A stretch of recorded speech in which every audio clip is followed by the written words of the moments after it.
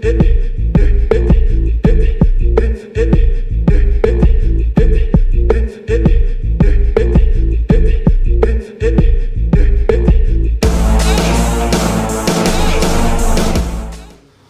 gars, je suis Kael Constant, c'est comment? Posé, toi. Ça fait un moment, hein, mon gars. Ouais. Quel coup. Posé, on est là. Merci d'avoir répondu à mon invitation. Merci aussi. Bon, je suis Kael Constant, moi je te connais. Ouais. Tu es titulaire d'une licence en technique commerciale et marketing à l'ENIAM, Ouais, SINE. Mais parallèlement, beaucoup de personnes te connaissent sous le blaze de Cyborg. On va revenir sur l'aspect Cyborg tout à l'heure. Okay. Déjà, tu vas me dire, quel type d'élève étais-tu quand tu étais durant ton cursus scolaire? Tu étais un peu turbulent, l'élève studio, celui qui courait après les filles. Moi, Raconte-moi un j'ai jamais peu. été studieux. Moi, j'étais un sale négro. Ah bon? Du primaire jusqu'à l'université? Primaire, c'est jusqu'à l'université. Ah bon? Ouais. Comment tu étais un sale négro? Raconte un peu. Ben, moi, j'étais le plus voyou de mon école. À chaque fois, même quand on me change d'école, j'étais toujours le même. Ça ne change pas. Au collège, la même chose. Et comment tu es arrivé à passer dans la classe supérieure là? Ben, tu sais, moi, j'étais un peu du genre. Je m'amuse beaucoup, mais quand il s'agit de travailler, moi, je travaille. Okay. Et les soirs, moi, je m'amuse bien à l'école, mais quand je rentre les soirs, j'ai pas le choix parce que les parents et tout, j'ai des parents qui sont très sévères, surtout ma maman, donc elle ne laisse pas faire. Okay. Donc je suis obligé d'étudier, mais quand je viens à l'école, j'ai la liberté et puis voilà, je me défoule. Ok. Et pourquoi tu as opté pour la filière technique commerciale et marketing après le bac et pas une autre filière? Bon, il faut dire que c'était pas mon choix au début. Okay. D'abord, quand j'étais même au collège, je devais être médecin parce que mon papa il est inspecteur sanitaire et tout. Okay. Mon feu papa, bien sûr. Personnellement. Ouais. Voilà, donc moi, mon projet, ce que mon papa voulait que je fasse, c'est que je fasse la santé. Okay. Et tout. Mais en terminale, disons dès la troisième, moi j'aimais beaucoup la lecture, tout ce qui est littéraire. Okay. Donc je me suis orienté dans la littérature. Okay. Après, j'ai eu un bac A1. Okay. Et j'ai même commencé,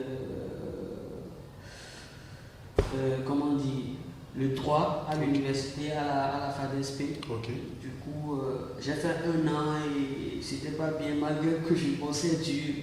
Les notes, ça tombait pas. Parce que la fac, tu vois, il y a le nombre qui est exorbitant et tout. Et voilà. Donc j'ai perdu un an là. Après, j'ai réfléchi. Parce que j'ai un grand frère qui est dans le commerce et tout. Et lui, il m'a dit, ben voilà, il faut t'orienter vers le commerce, tu vas mieux t'en sortir, je pourrais t'aider. Voilà.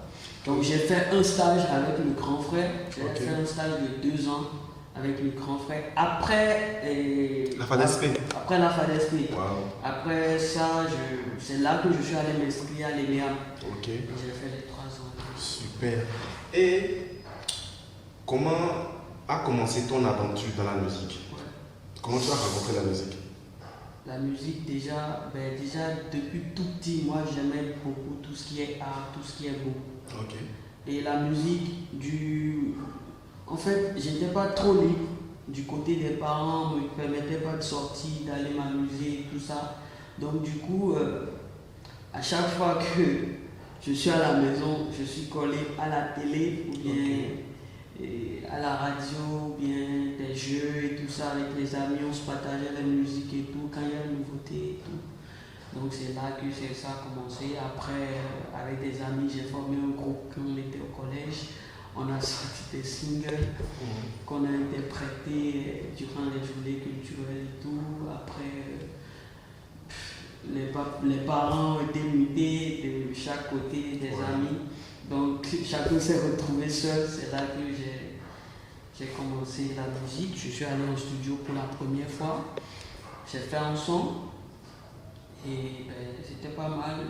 Dans le temps, tu sais. Ouais. Après, j'ai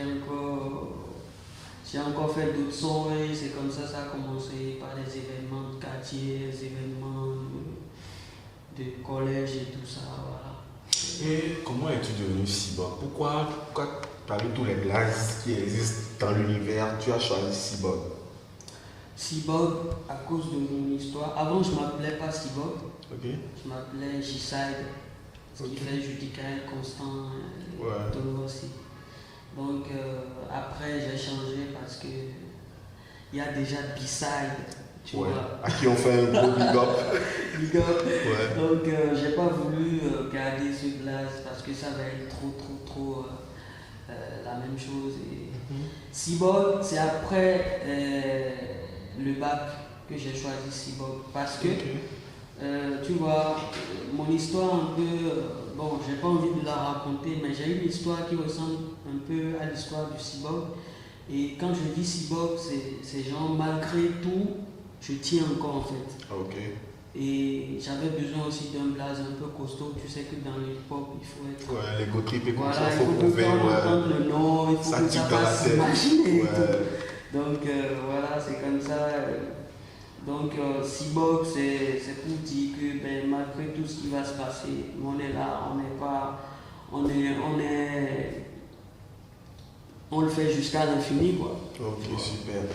Et quelle a été la réaction de tes parents quand après une licence en quand même une technique commerciale et marketing à l'ENIAP, tu les fait que bon, je pense que tu allais devenir artiste rappeur?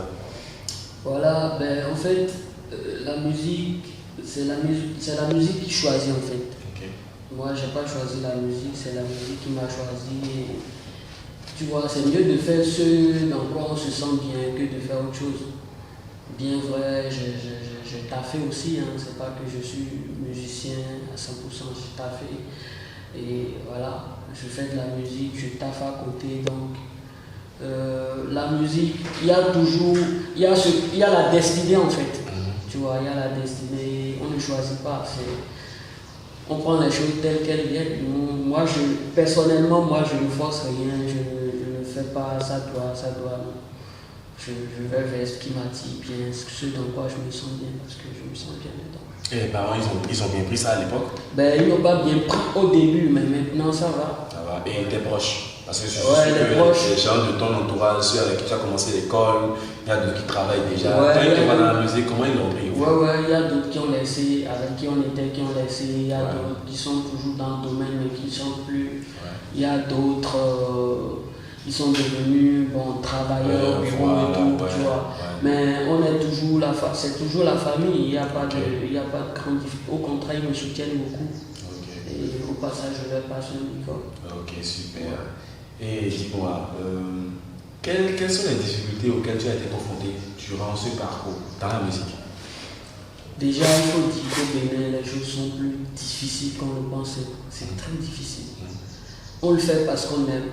Parce qu'on a envie de prouver quelque chose, on a envie de faire kiffer les gens, on a envie de porter loin le drapeau béninois. Sinon, c'est très très difficile. Il y a trop de coups qu'on reçoit dans ce domaine. Et moi, je ne peux pas citer les choses, mais comme tu sais, c'est très difficile de faire de la musique au Bénin, surtout pour un jeune artiste. Quand tu commences, déjà on ne te connaît pas, mais on veut te juger et tout.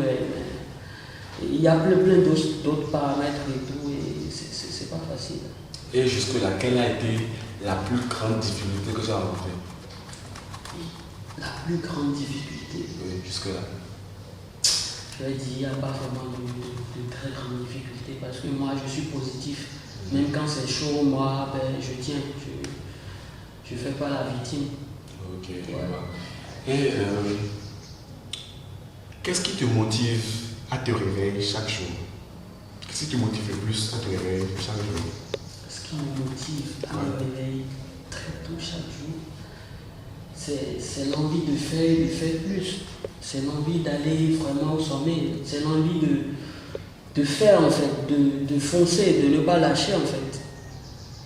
De ne pas lâcher, de prouver aux gens que on est là, on ne va pas lâcher. Quoi qu'il se passe, on est là. Et selon toi, c'est quoi la réussite? La réussite selon Seabob, c'est quoi? C'est quoi ta définition de la réussite? La réussite, selon moi. De façon générale. La réussite, c'est prendre chaque échec comme expérience. C'est ça la réussite. C'est ça la grosse réussite. Prendre chaque échec comme une expérience. Là, tu iras loin, frère. Jusque-là, est-ce que tu peux dire que tu as réussi? Ben, je fais le chemin, je n'ai pas réussi. On n'a pas, tant qu'il reste à faire, on n'a rien fait, donc on continue de faire. Et quand est-ce que tu auras réussi? Ben, on verra bien. Et dis-moi, qu'est-ce que tu as envie qu'on retienne de toi quand tu seras plus là-haut? Qu'est-ce que tu as envie qu'on retienne de toi, tes proches, tes amis, tes fans, même tes détracteurs, quand ils vont regarder cette vidéo? Qu'est-ce que tu auras envie qu'on retienne de toi? Ou même ton enfant dans 5 dans 10 ans, qu'est-ce que tu as envie qu'il ou elle retienne de toi quand il a fini de suivre cette vidéo? Ben, de savoir que ben, quelqu'un a existé, Cyborg, il a laissé des traces, même s'il n'a pas été au fond, il s'est battu et voilà. Et il continue de se battre. Et même si je suis plus là, c'est que même dans l'au-delà, je me bats. Je lâche jamais. Super. Cyborg, merci beaucoup. Ouais, je t'en prie.